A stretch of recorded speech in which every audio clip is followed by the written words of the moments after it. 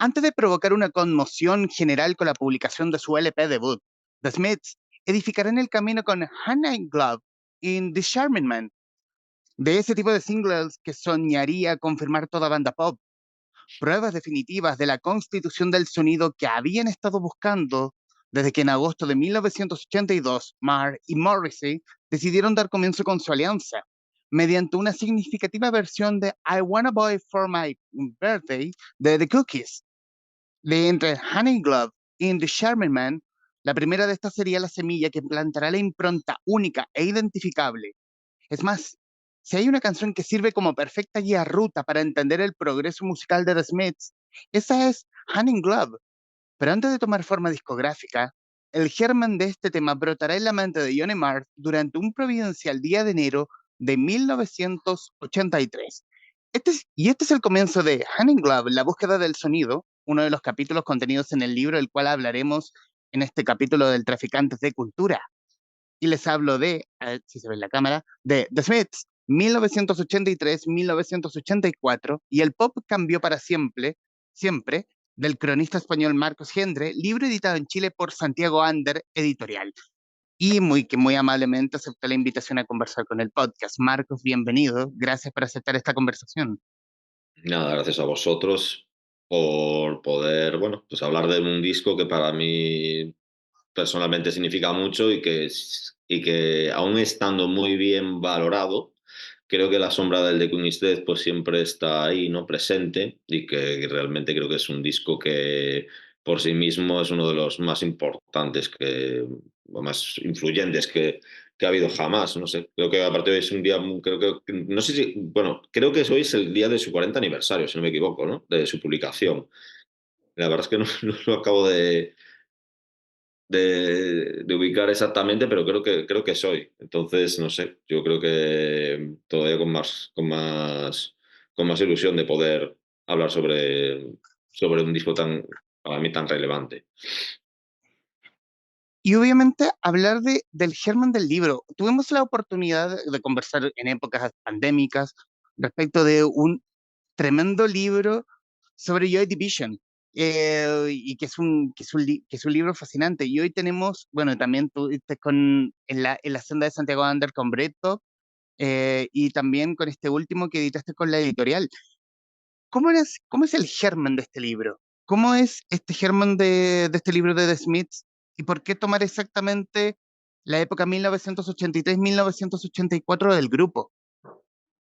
Bueno, pues un poco por lo que decía antes. Creo que, más allá de que es un disco que sí que considero que está muy valorado, donde realmente a ver, siempre enfocamos es donde para mí también es su cumbre, que es The Queen is Dead, y porque es un disco ya tan superlativo que realmente marca un antes y un después en la historia del pop, para mí, sin duda alguna. Pero para llegar a ese pico, antes, bueno, se produjo lo que para mí fue todo lo que tenían aquellos grupos que antes de sacar su primer LP, pues estaban como 2 años o 3 años, 4 años definiendo un sonido, ¿no? Definiendo su estilo. Lo mismo que le pasó a Joy Division antes de que sacara en el 99 a Non Pleasures, tuvo que pasar una fase de marcar su territorio, de marcar su propio lenguaje, de marcar su propio idioma, cosa que hoy no se ve. Hoy en día los grupos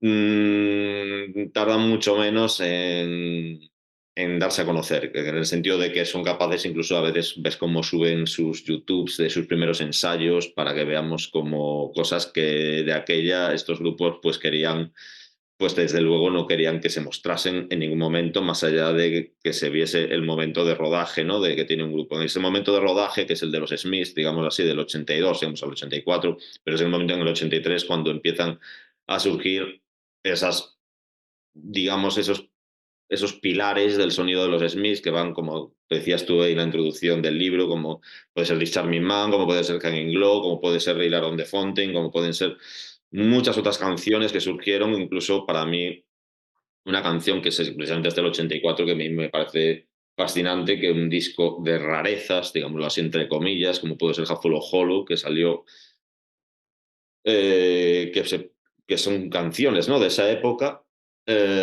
contenga, por ejemplo, una canción como How Soon Is Now, que How Soon Is Now, cuando los que vemos a los Smiths, para los que ven a los Smiths como un grupo de guitarras pop, digámoslo así, ¿no? De alguna manera, o de indie pop, o digamos el epítome del indie pop, de repente es un grupo que en esa canción pues tiene una base industrial de hip hop en el año 84. O sea, se puede ver desde ese punto de vista, incluso con una guitarra que está referenciada a la Creedence, esos slides que suenan por ahí, mezclado con eso y con la letra, unas letras más desoladoras de la historia del pop, ¿no? O sea, creo y que eso funcionan por encima. O sea, eso tiene un sentido final. O sea, me parece sencillamente brillante. O sea, todo ese laboratorio mágico, digámoslo así, que los Smiths mmm, montaron a lo largo de sus 5 años y pico de historia, tuvo su momento cumbre en ese descubrimiento, ¿no? En la fase del descubrimiento. Y la fase del descubrimiento es esta, sin duda alguna. Digamos, esos 18 meses mágicos que tuvieron ahí,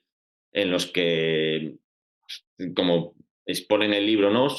Bueno, hubo un disco frustrado, ¿no? Y luego está el disco oficial, el de Smiths, y luego está incluso el Huffle Hollow, que muchos de los fans de los Smiths consideran como su obra más importante, en el sentido de que es el disco que mejor define la evolución que tuvo el grupo hasta lograr la excelencia, ¿no? Y en ese sentido sí que estoy de acuerdo. Creo que su disco más redondo es The Queen is Dead, lógicamente. Su disco, su punto de partida, su disco más importante es de Smiths, pero el disco que mejor refleja todo, ¿no? Que refleja lo que estaban haciendo, hasta dónde podían llegar, es Huffle Hollow.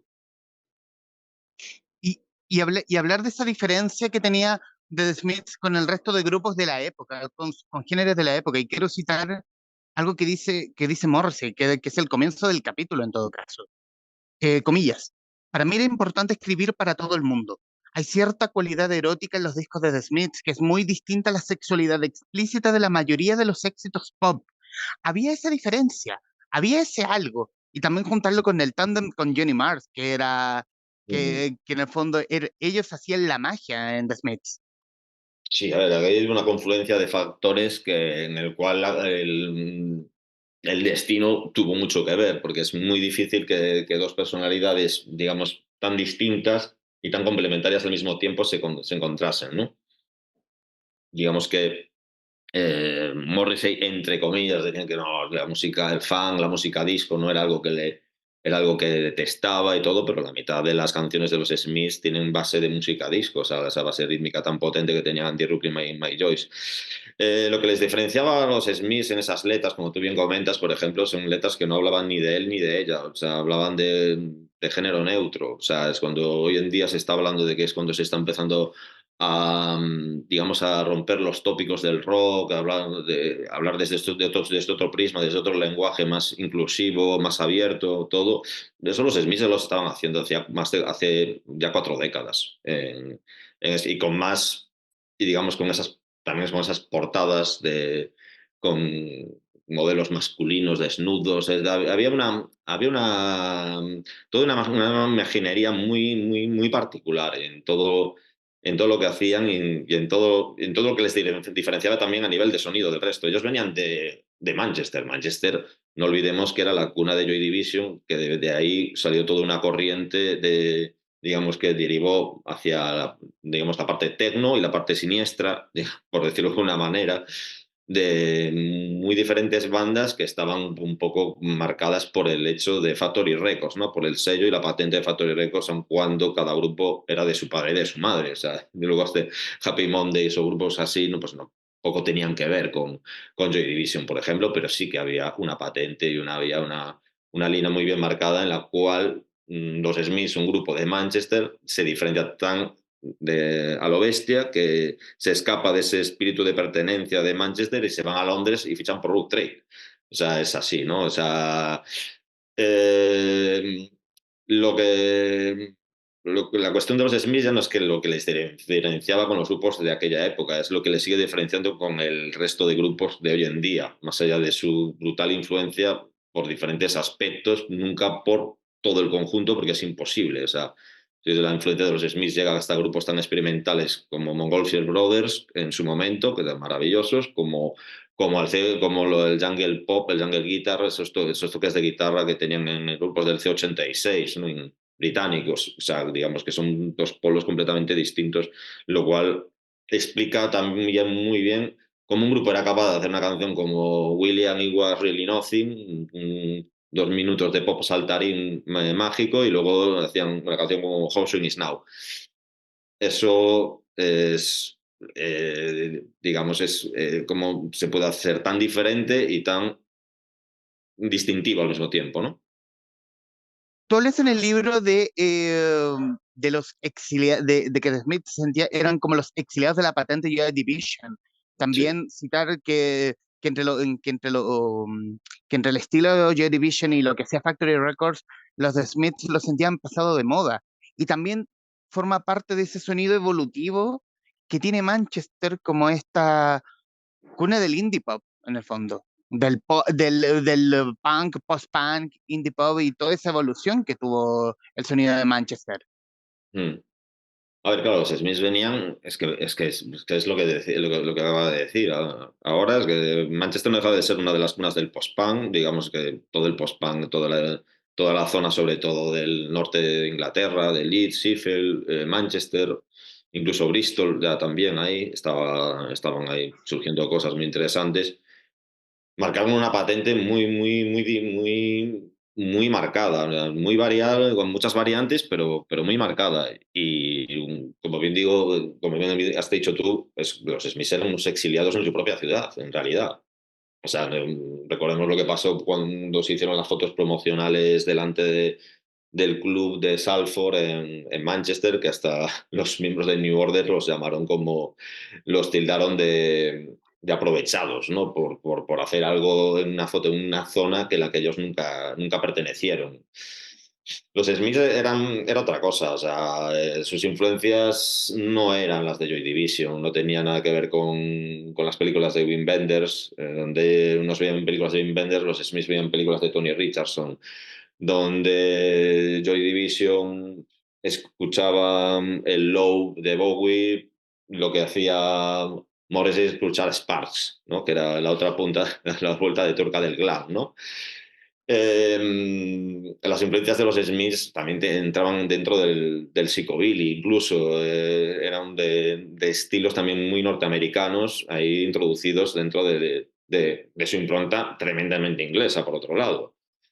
Entonces, en ese sentido, tanto con Joy Division como The Fall, que The Fall sí que eso ya es un capítulo aparte, todo se ha dicho, como con todo lo que salía de ahí, que siempre eran estilos de música muy geolocalizables por la zona en la que vivían. No es como hoy en día que grupos americanos suenan como grupos ingleses y al revés, digamos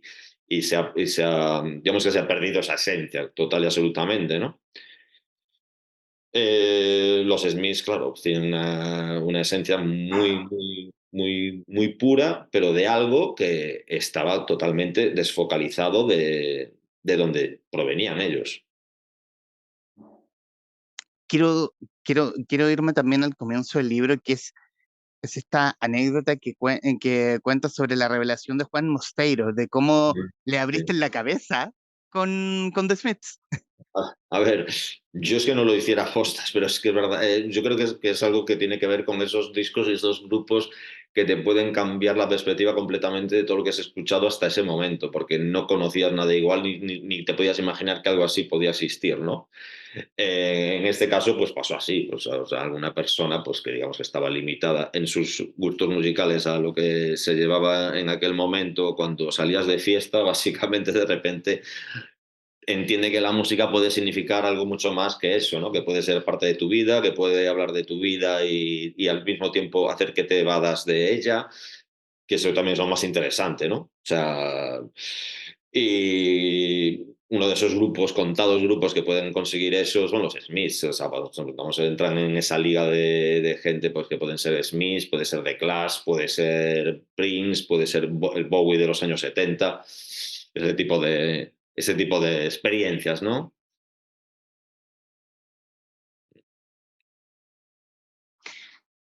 Conversamos con Marcos Gendre, autor de The Smiths, 1983-1984, y El Pop cambió para siempre, editado en Chile por Santiago Ander Editorial. ¿Cómo ha sido este trabajo? ¿Cómo ha sido el trabajo con Santiago Ander? Este es tu tercer libro con la editorial, Creo que el cuarto, si no me equivoco. Ahora o el mismo, cuarto, si no me ahora equivoco. sí, puede ser. Pero, nada. Ujú.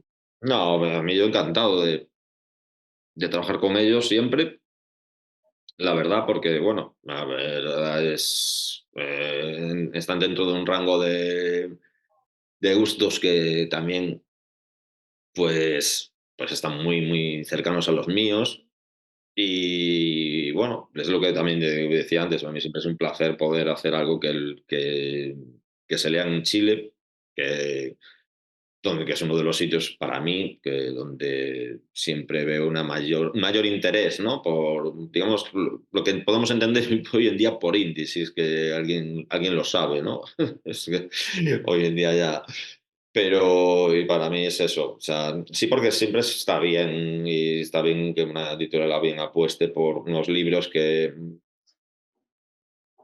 tal como los veo yo, no busquen ser una recreación, ¿no?, de un pasado, sino que intenten buscar sus hilos conductores con lo que vivimos en el presente. De hecho, algunos capítulos o varios momentos del libro lo que intento es explicar esa onda expansiva, digámoslo así, de por qué, si los Beatles fueron el grupo pop, digamos, más influyente hasta los años 80 y lo sigue siendo hoy en día, lógicamente, los Smiths, a mi entender, lo fueron a partir de los 80 en adelante.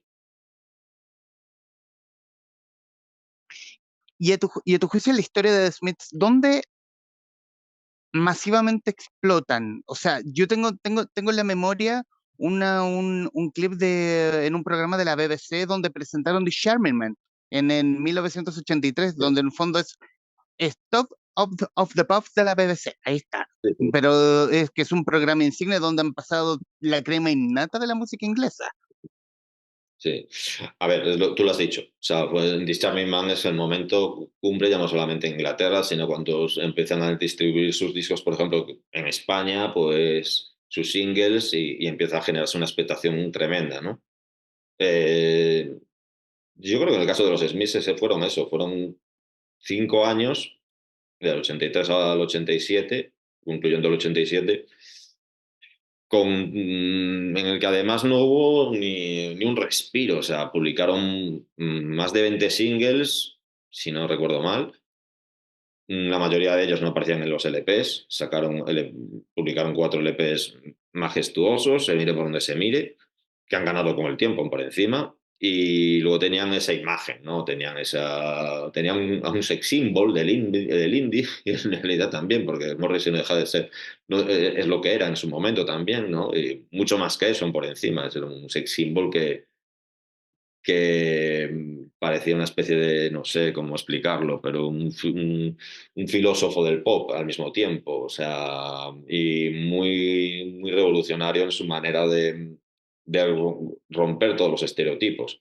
Y creo que eso se vio desde el principio, ¿no? Es una cuestión de ponérselo el ramo de flores en el pantalón por la parte de atrás para tocar, el mítico concierto en Madrid que dieron en el año 85, que fue cuando más gente hubo en las fiestas de Madrid en la historia, cuando tocaron pues en la época de Mitis Marder.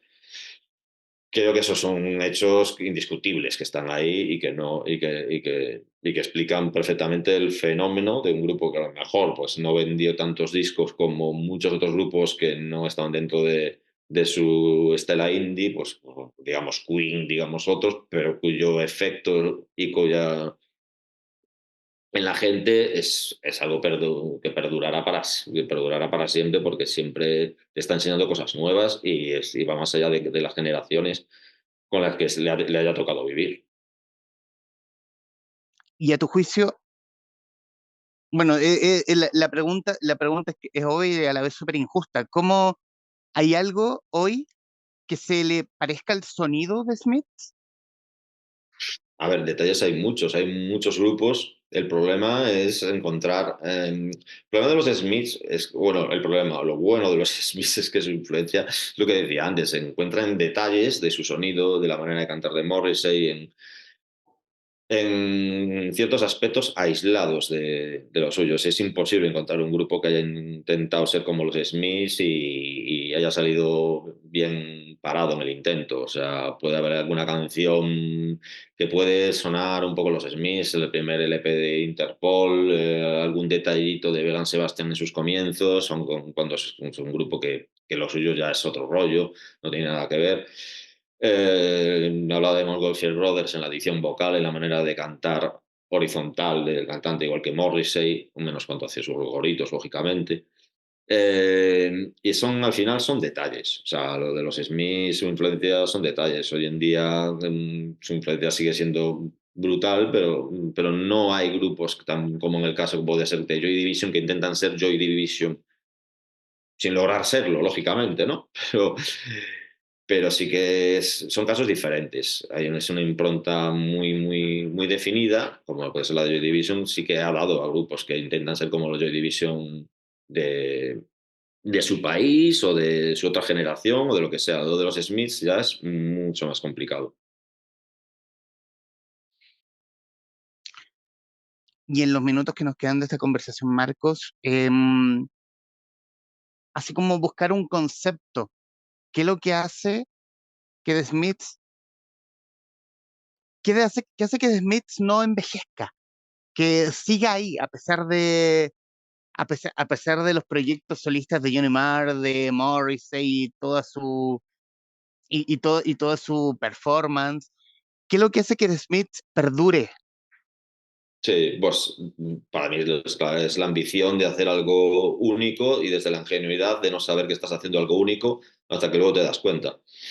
Ni más ni menos. Es lo que le pasó a la Velvet, Underground en su momento, lo que le pasó a los Beatles en su momento, a partir del 66, sobre todo, y lo que ha pasado con My Bloody Valentine, por ejemplo, a finales de los 80 o con Public Enemy, por ejemplo, en sus comienzos. Creo que es esa mezcla de ingenuidad y ambición por romper las reglas. Cuando tú creas una grieta en el tiempo y esa grieta es la que te da la eternidad, o sea, básicamente, porque es que da igual que pasen 50, 100 años, es como los discos de mediados de los 60 de Bob Dylan. También, o sea, son discos que con los años es que incluso ganan más también por algo que es injusto, pero claro, que los contrastes por comparación, ¿no? De todo lo que vino después dentro de esa línea, pues siempre salen ganando y cada vez salen ganando más con el paso del tiempo. Eso es una realidad. Y hablando del futuro, pero ya el futuro como el futuro de Marcos, lo literario, qué hay después de esto? O sea, proyectos chilenos, obviamente, porque imagino que estás en una vorágine con tus proyectos propios directos de España. ¿Hay algo más con Santiago Ander? Pues ahora mismo estamos barajando varias ideas. No puedo, ahora mismo no puedo concretar ninguna ni anunciarlo porque no lo sabemos, pero bueno, la idea es seguir un poco esta línea. También puede ser también estilos más distintos, ¿no? Que a mí también es lo que me interesa, porque al final, así que es verdad que Joy Division, los Smiths, pues por ejemplo, son grupos muy diferentes, o el Britpop, lo que englobó el Britpop, pues es otra cosa, ¿no? Sí que, bueno, siempre cada vez con el paso de los años, digamos que la mente está cada vez menos cerrada, ¿no? A escuchar más, a querer hablar más sobre otros estilos y sobre otras músicas y sobre todo también porque ves que hay caminos que ya se van cerrando, ¿no? Y una vez que dentro de lo que es el pop, aunque cuanto más sabes, más te queda por conocer, sí que es verdad que grupos como los Smiths, grupos como My Bloody Valentine, como decía antes, o de este nivel, es que no los vas a encontrar. O sea, siempre vas a encontrar sucedáneos que te pueden quitar el mono durante un tiempo o durante una temporada, pero nunca vas a encontrar algo que pueda compararse a la originalidad, más que la autenticidad, que eso nunca me ha interesado, a la originalidad de una propuesta como la suya. Ahora sí, en los minutos que nos quedan, Marcos, quiero darte las gracias por el tiempo. Eh, Darte las gracias por el libro. Mira, y sobre todo, yo creo que para quienes van a ver o escuchar este podcast, el libro es para el fanático de Smiths y para el fanático de la música en general, porque el libro también tiene como la historia, como el backstage, el tras bambalinas de una banda icónica que, Ujú, sí, que perdura en el tiempo, que ujú, tiene una fuerza a pesar de ya estar separados hace muchos años y cada uno con distintos proyectos. ujú. Eh, y obviamente estos minutos finales son tuyos, Marco, para que digas lo que gusta respecto del libro, de lo que quieras. Bueno, quería añadir a lo que decías, que es para la gente que le gusta los Smiths o la gente que le gusta la música, también es para mí, yo lo escribía también pensaba en la gente que odia a los Smiths, ¿no? Porque es estos grupos que generan odios, o los amas o los odias, que para mí son siempre los más interesantes, ¿no? Que nunca dejan en término medio, nunca vas a oír decir a nadie, bueno, están bien, no, eso no pasa, no es como, no puede pasar como con otros grupos, como con la mayoría de grupos que puede gustarte más, gustarte menos.